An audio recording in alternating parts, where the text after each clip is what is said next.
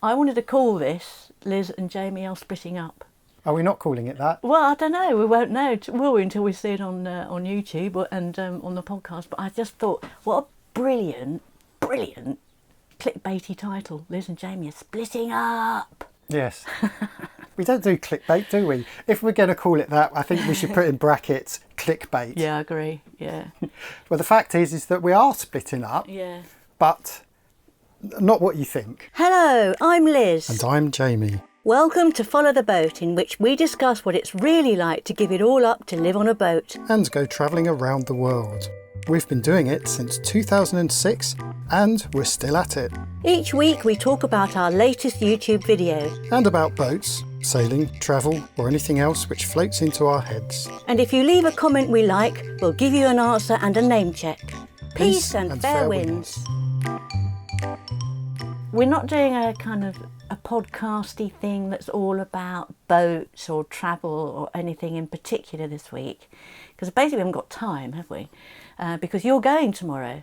I am. Where are we first? I'm leaving. Okay, let's put this all in context. Okay, go on then. So in the last vlog you saw, well, we took a bit of a departure in the format, didn't we? Yeah. Which is appropriate that this following podcast is going to be a little bit different. If anyone missed it, by the way, I want to say that the last episode is one of my favourites ever. Hasn't been particularly watched or viewed, but those that have seen it have absolutely loved it. And we've got new Patreon, and we've got some, various people showed their thanks. It was amazing, but it was all stills. It was your beautiful photography. Yes, we had said in the past that we want to include more photography, but because I'd made this a whole project, I thought it was a shame to keep them hidden away. And also I think the whole Bagan fishing process, which is what the project was all about, is told in full by the photos. Yes, much better I think than video, to be honest with you. You can get a lot more information, it's a lot more impactful.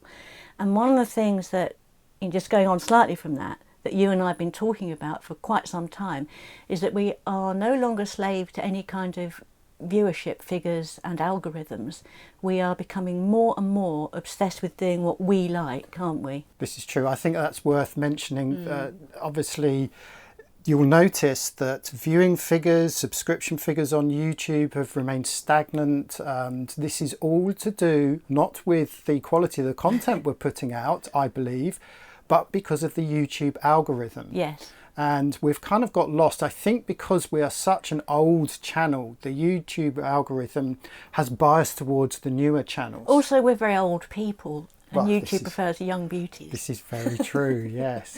But you're absolutely right. Yeah. I think, there's some great sailing channels out there that have made a very good success of it, but I believe they are probably slaves to that algorithm. Possibly, yeah. And we said right from the beginning, if ever this becomes like a job, we need to walk away from it. Well, we don't want to walk away from it because we enjoy making videos and doing the photography. And we get tremendous feedback, and it is really enjoyable talking to people, isn't it? It is. I mean, that is one thing that we do on our YouTube channel, is that we do respond to all comments within at least the first 24 hours, which a lot of channels don't. I know. In fact, I was watching one channel the other day, not sailing, and within the first few seconds, a little thing popped up on his screen saying, "I do not read YouTube comments, go to my website."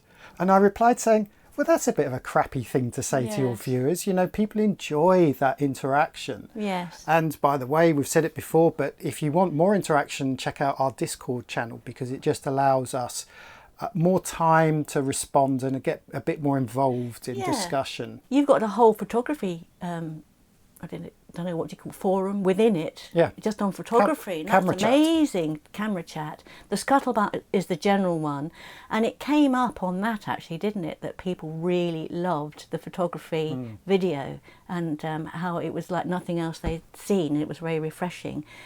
We will be doing more of it, and we will be doing more of what we like. We will. More and more. There's another location in a few vlogs time, I think, where we spent a few days in another little town, bigger than the one we saw at Ejock, the fishing village. Yep. And again, I had access to photographing the local people, which I don't think so many tourists have that kind of access, because we had a local person with us. And again, I think it's worth showing these because it's a side of Indonesia that you perhaps don't see from your standard travel vlogs. Absolutely, because we're going by boat to places that tourists don't really go to because they're not particularly interested, and why should they be? We managed to get under the skin, and for us that has always been the reason we do this. Yep. Travel first. We happen to be on a boat as we travel, but it's all about the travel, and the reason we do the travel is to meet people and understand cultures better as we go around the world. So there we are. That's last week's video. If anyone missed it, do have a look at it. Yeah, okay, so you asked the question, Yeah. kind of where are we? So in the vlogs, obviously they are a little bit behind in time. So we are still working our way through Sumbawa, and so the next few vlogs you're going to see will be our travels along that way and back again. Just in case people don't know where that is, that is towards Komodo. Very exciting. Yes. And Flores, some very exciting islands coming up. Komodo, I'm sure everyone has heard of the Komodo dragon. We'll get to see some Komodo dragons. But in real time, what happened was that kind of giving the game away a bit here. It doesn't matter, I don't think. But that's when we got some really good sailing in, because we were travelling with the southeasterly monsoon. Unfortunately, we developed a problem, and it was a major problem, and it has meant that we have had to take the boat out the water. Yeah, so here we are again, folks. This is. It was only 9 months ago we dropped in the water. This is the shortest period between two drop-ins, I think. Yeah, but when your steering's not quite right, you've really got to start looking at it. Yes, I wasn't going to mention what the problem was. No, but just a little taster of what's coming up. It's all being dealt with, and it's very exciting, actually, the way we've been dealing with it. But yes, yeah. I have to admit, though, I was getting very down when we got hauled out and we established what the problem was. Tackling with the first stage of the problem has taken weeks. Yes. Literally weeks. I'm going to stop it there. Okay. I'm going to stop you there. I'll tell you why. Because we've given the game away slightly by saying it's steering, but that's a massive subject, isn't it? So wait for it, because you're going to get it all coming up. But in real time, here we are on the hard, and same place as last year, and you're going back to the UK. Yes, so the way this was going to work was we were going to head up the Java Sea and get to somewhere like Malaysia, where we could put the boat and I could fly back home because, well, my father, I need to see my father, basically. That's all I'm saying on that. But so that was always part of the plan for me to head back to the UK. Do you like our coffee mugs? You can get your own from our shop. Find them at followtheboat.com/shop. Since we are stuck here, we're going to miss our weather window essentially, then it made sense to do it now, to go back to the UK. Yeah. Fortunately, we have made enough progress with dealing with this problem, that I can go back feeling a little bit comfortable about it, because I have to say, because it's a major issue and because we weren't getting anywhere in the first few weeks, I was getting a little bit down. Don't worry, love. I'll look after it. It'll all be sorted while you're away. I'll get it all done. I think that is an interesting topic for discussion at a future date. Yeah, which topic? Well, Me getting everything done. That would be a very short podcast, wouldn't it? Yep.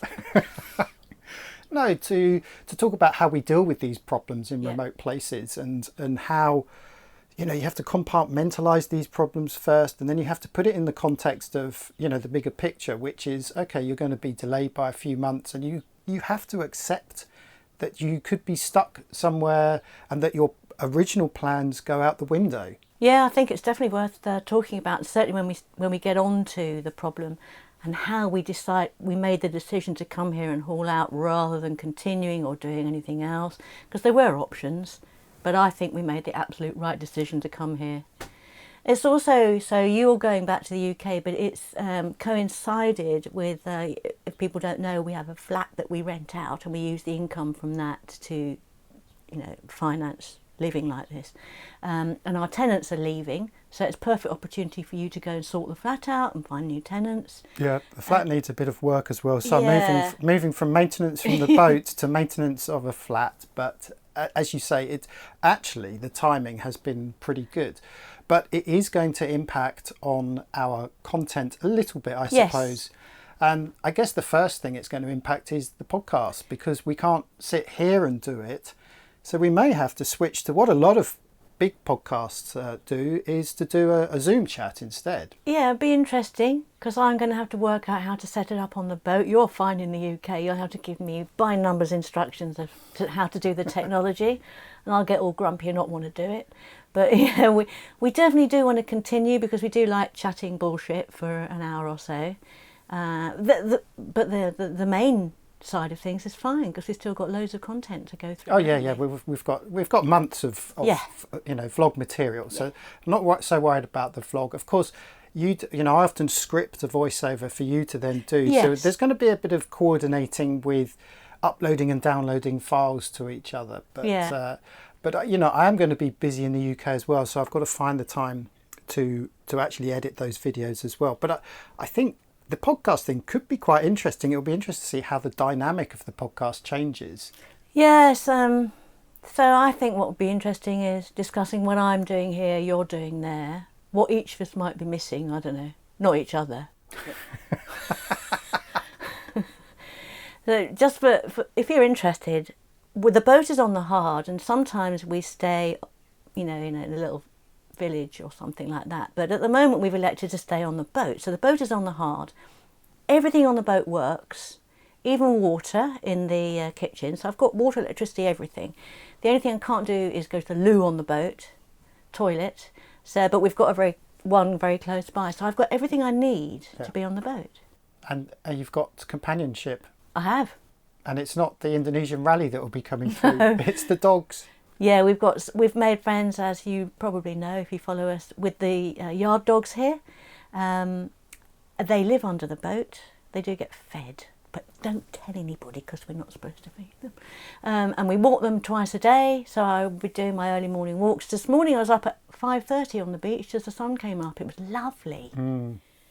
It's an interesting one because, I don't want to get political on the dog situation, but Lombok is full of dogs. There are dogs everywhere, all the way down the beach. When we do the dog walks in the mornings and evenings, we're walking through invisible territories and our dogs walk past other dogs. All the other dogs they walk past are wild. Yeah. And unfortunately, the problem is that they do start encroaching on the boatyard. And understandably, the boatyard managers are not particularly happy about it. Some of the cruisers that come through don't like dogs.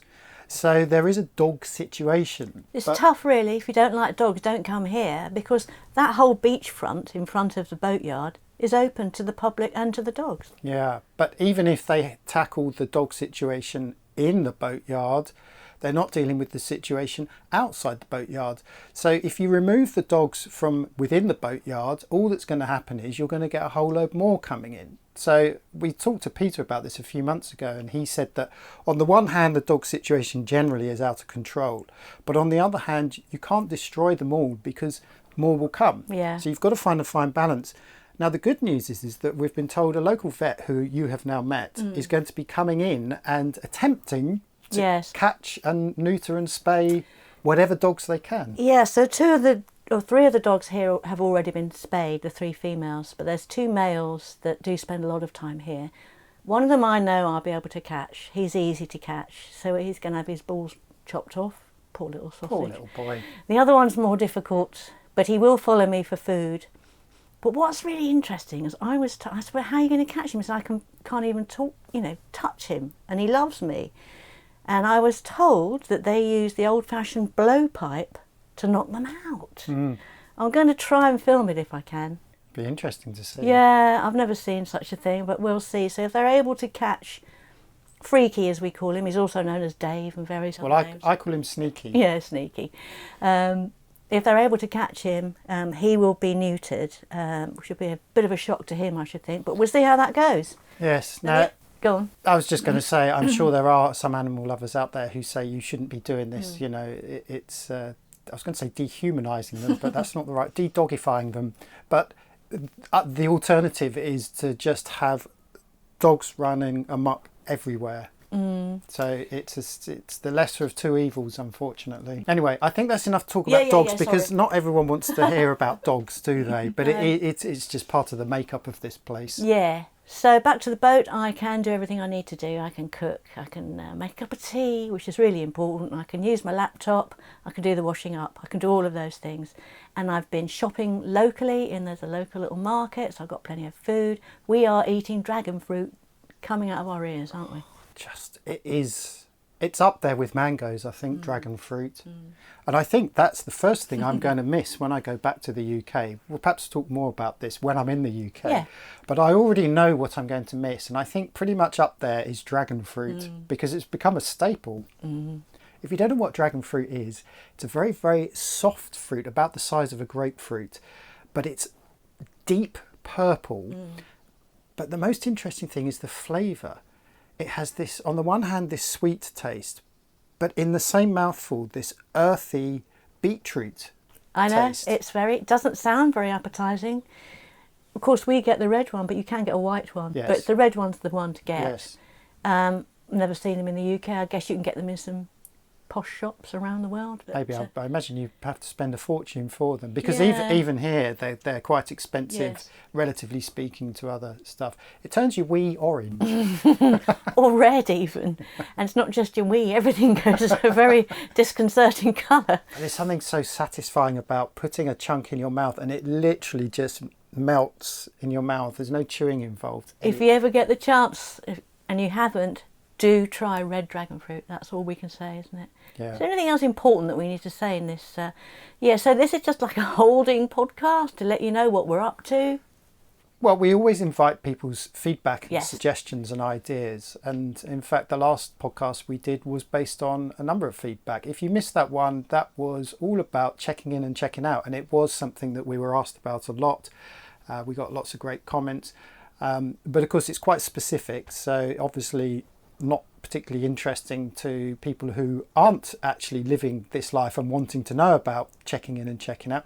Although I have to say, a number of people who aren't sailors still find the conversation interesting. Yeah, and obviously there are people who are big travellers who know it all. They don't need it either. The only difference, of course, is that you've got the boat situation. You've got to check the boat in and out as well as yourself. But have a listen to that if it is a subject that you're curious about or not sure about.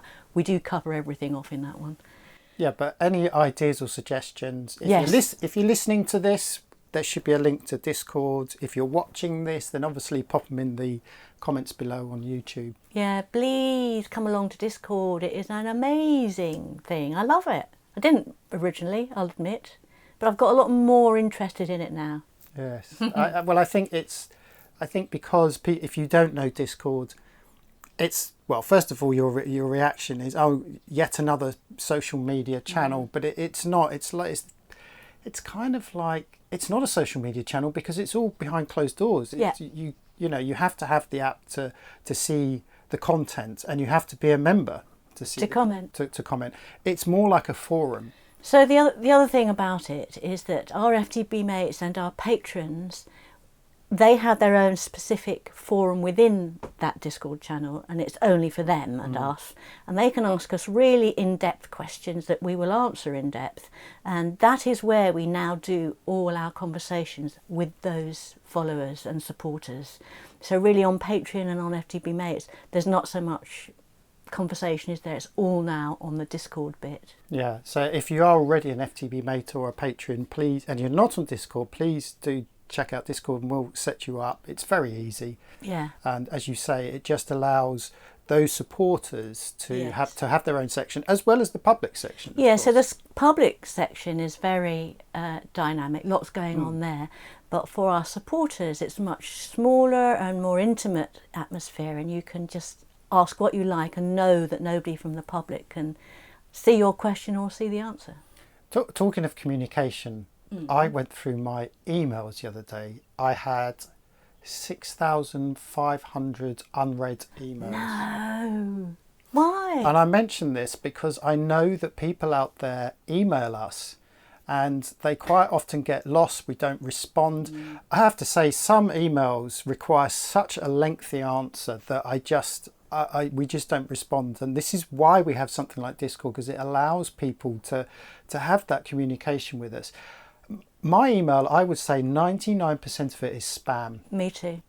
And I just can't be dealing with it. It's such a cumbersome thing to manage.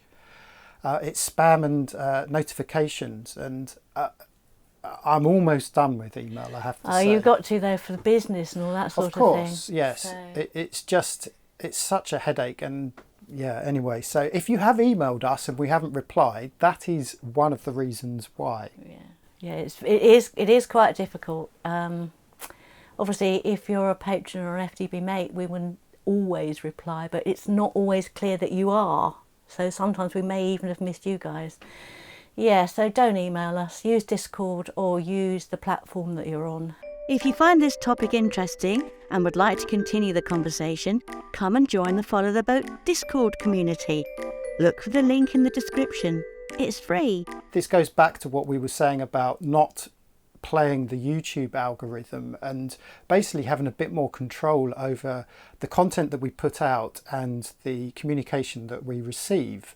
There are so many platforms out there, so boring. It's we're so busy with, especially now on the hard, with having to do boat maintenance, editing videos, and finding that extra time to then go through your social media channels as well. Yeah, I mean, I put links on Facebook and Instagram. I don't always have time to go back and answer the comments, although I do eventually, but it might be a few days before I do go back, because I really just don't like the platforms anymore. I don't spend much time on them, and I have missed a few quite important things, I think, but try and be better. Maybe while you're away I can dedicate a certain time each week to do it. Yes, and while I'm away, actually, you will have some help. So you'll have met him previously in one of our vlogs when we hauled out here last time, Hendro, the local mechanic, who's such a lovely dear man, isn't he? And there is no job he cannot tackle, and there is no job he will never give up on, including the one that you will see that caused us to haul out in the first place. Even he almost walked away. He's got one of those brains that says there has to be a way to do, and he will not give up. For him it's a challenge, and he really quite likes challenges, I think. He does. It's also good for me as well, because suddenly I've got someone that I can knock heads with and try and, because we always sit down and talk about it as well, I think. Yeah. And I do think he appreciates that. I mean, he has said that sometimes he's working on boats where the owners have gone off for a break and left him to it, which he doesn't have a problem with. But I think as a boat owner, it's important to at least watch and observe what a third party is doing on your boat, so you get a little bit more of an understanding of what the problems are. He was last year when you went away at the same time, and he was doing a couple of things, engine mounts and whatnot. He would come in and he would do it, and he would explain to me what he was doing. I think he just enjoys the feedback. He's not a sit around chatterer, but he wants to talk about the job and enjoyed explaining it to me. And the other thing about Hendro is that he doesn't seem to mind the fact that I'm a woman, and that can be quite difficult over here. Oh, and yes. It's not just locals. Yes. It's expats as well, that if the two of us together, quite often you're addressed and I'm ignored. And when you're not here, I am ignored. Sorry, what were you saying? Wah, wah, wah. No, it's a fair point. It's so annoying. And of course we should explain as well that Hendro is pretty much our only source. There's one guy we met recently who's based in Bali, an English guy who's come over to work on another boat. But there are very few people like that. And I was thinking about some of the jobs that we're having to tackle while we're on the hard. If we had been back at, say, PSS in Thailand, you have entire departments. You've got the stainless guy, then you've got the fiberglassing guy, the electrician. And, at one point we had over 20 people working on our boat. So when there are problems on the boat, they can all get together with their experience and knowledge and very quickly come up with a solution. There's absolutely no question in my mind that PSS is the best place to haul out. Yeah, we don't know that, Liz, because in our experience. Yes, but that experience was 12 years ago, and a lot changes. Yeah, a lot does change. For example, PSS has gone under management changes. Although I was speaking to a friend of ours who we've known for 10 years the other day, and he's gone back 4 or 5 times. He whinges about it, but he still goes back because he reckons it's the best for him. So it's a very different. To here is not really geared up it hasn't got carpenters and stainless steel people, as you were saying, really. It has or hasn't? Hasn't. No, what, PSS? No, here. Oh, right, yes, Yeah. exactly. And that's kind of my point, Yeah. is that there are very few people here who can help. So, first of all, you have to tackle a lot of the jobs yourself. And then if you can find someone like Hendro, who knows where all the workshops are. For example, I've got to get a new bearing made. So I was going to get it made in the UK, but I realise it's actually going to be easier and better to buy the raw material, Right. bring it back and get it turned here. I think that's better too. Because then at least you have Hendro who's overseeing it, Yes. and he knows where to get it turned. And then, we'll both be there to actually try to see if it fits, and if it doesn't, make necessary changes. I'm glad you made that decision. I didn't realise you'd made that decision. Maybe if you bring twice as much as you think we need in case there's a cock up with the first one. Yes. Okay. Well, the material in question, they Yeah. normally comes in sort of 1/2 metre blocks Right. anyway, so it will be enough to Great. make a few. So, because the problem that we have is, well, it's not complicated, but it is about precision. It's about getting things in exactly the right place, and if they're very slightly a few millimetres out, then the whole thing is not going to work. True of most engineering, in fact. Yes. But enough on that. Zip it. Let's leave that Okay. particular Yes. question out until we actually reach it on our vlogs. Did you know that liking and subscribing on YouTube or wherever you get your podcasts helps us to get noticed? Go on, give us a helping hand. You're going tomorrow. Woo-hoo-hoo-hoo. Yes. For about 6 weeks, something like that. It's going to be a fair while because, as I say, I've got things to do in the UK. One of the issues we have, though, in this part of the world is just how expensive airfares have got. Double what we were paying pre-COVID. To get you in there, you from here, from the boat to Saffron Walden and back, is nearly £1,800. That's £1,000 more than it used to be. Yep. It's ridiculous, and it's one of the reasons why we don't go back so frequently. Yeah. But another friend of ours was saying yesterday that his flights, which used to cost him 100 Aussie dollars to go back to Oz, now cost him 400. That's right. So it's a whole different world we're living in now. Very expensive for us to return to the UK, and of course not doing the world many favours by being up in aeroplanes, as they say. Yes, but needs must, and I do need to go back. So there we go. That's it. So it's going to be interesting to see how we handle all this video editing and podcasting when we're so far apart. Yes, any suggestions gratefully received. Yep. And any comments always gratefully received. Stick them below right now. And also, as you requested earlier, suggestions for podcasts that you'd like us to cover. Yeah, always looking for suggestions. The wider the better. Some have been very, very narrow, and we can't just do something on. Won't say what they are, but Someone did request a whole passage plan. yes. I mean, that doesn't really make a podcast. It would be interesting to do, but it's got to have a kind of broad appeal. Yeah, I hasn't it? think so. Broad appeal. Think travel as well as sailing. Okay, right. So I've got to finish packing. I've had to buy a new suitcase because they break every time we take them back. So, and I'm taking a whole load of camera gear back with me, so it's got to be safe. Thank goodness for that. Getting some junk off the boat.